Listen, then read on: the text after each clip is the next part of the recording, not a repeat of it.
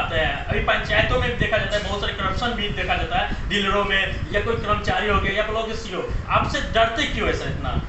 देखिए, नेक नियत है और नेक प्रयास है जी। तो जहाँ नेक नियत और नेक प्रयास होगा वहाँ लोग डरेंगे ही। अभी मैं आपको बता दूं कि नवरात्रि का समय है जी।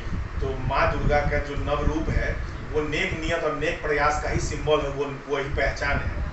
तो महिषासुर जैसा राक्षस माता से डरता था जब उतना बड़ा उतना ताकतवर था।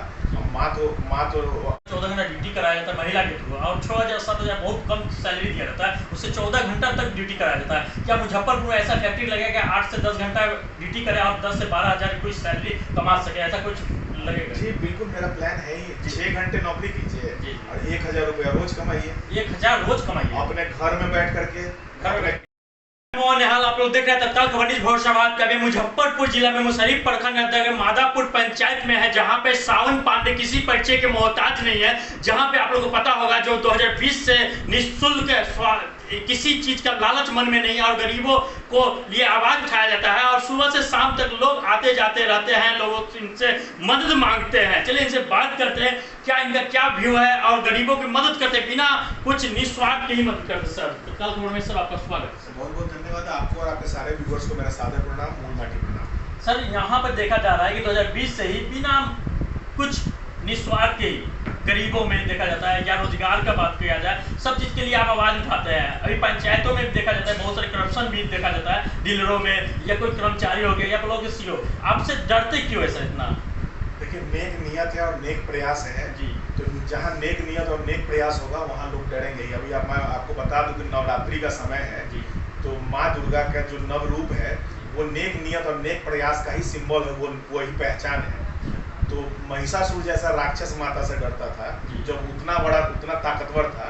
माँ तो अबला थी और उनसे डर रहा था, एक महिला से, एक नारी से डर रहा था। तो ये तो माँ का बेटा है, तो यहाँ का जो भी भ्रष्टाचारी और लुटेरा लोग है वो डराएगा नहीं, उसको तो वैसे ही डरा करके भगा देना है सबको।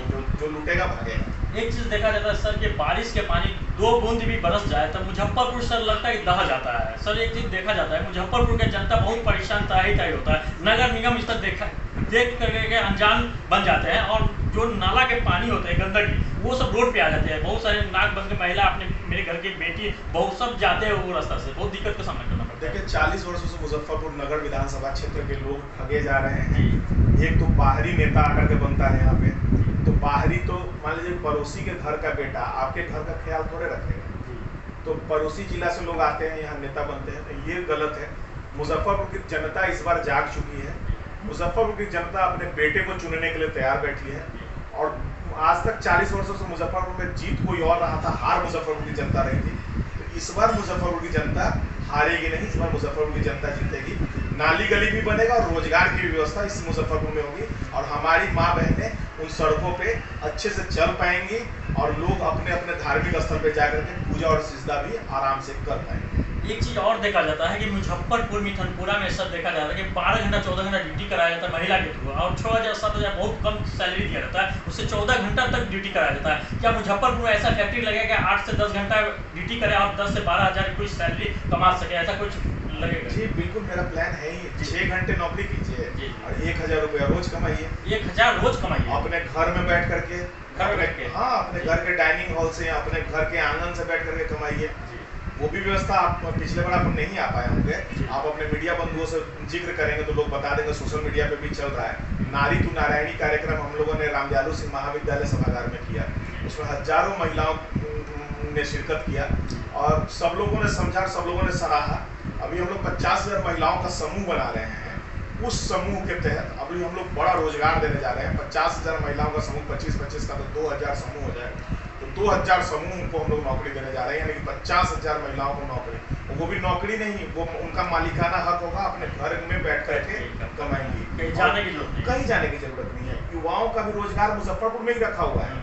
या तो मुजफ्फरपुर के युवा नहीं देख पा रहे हैं, या तो मुजफ्फरपुर के नेता उनको देखने नहीं देना चाह रहे हैं, आंख पे पट्टी बांध करके, काला पट्टी बांध करके रखे हैं। तो इस बार वो पट्टी खोलने का काम उनका ये भाई सावन पांडे करने जा रहा है। उनका पट्टी खोलेगा, उनको दिखाएगा कि देखो तुम्हारे पूर्वजों ने, मुजफ्फरपुर के जो पूर्वज थे वो तुमको रोजगार यहीं दे करके गए हैं, ये जितने भी बागड़ बिल्ले हैं ये तुमको भटका रहे हैं, ये तुमको गुलाम बना के रखना चाहते हैं। सर एक चीज देखा जाता है कि मुजफ्फरपुर की जनता जो स्मार्ट मीटर से बहुत तराही हो चुका है, लाइट जैसे पैसा खत्म हुआ लाइट खत्म हो जाती है, और उसके बाद उन्हें रिचार्ज करने की सुविधा है नहीं, मतलब कि ऑनलाइन पैसा रहेगा तो नहीं रिचार्ज करेगा। पहले की था कि पैसा हो या ना हो रिचार्ज, मतलब कि उस रिचार्ज करने का टेंशन नहीं था। अभी अंधेरे में लोग बिताते हैं अपना टाइम।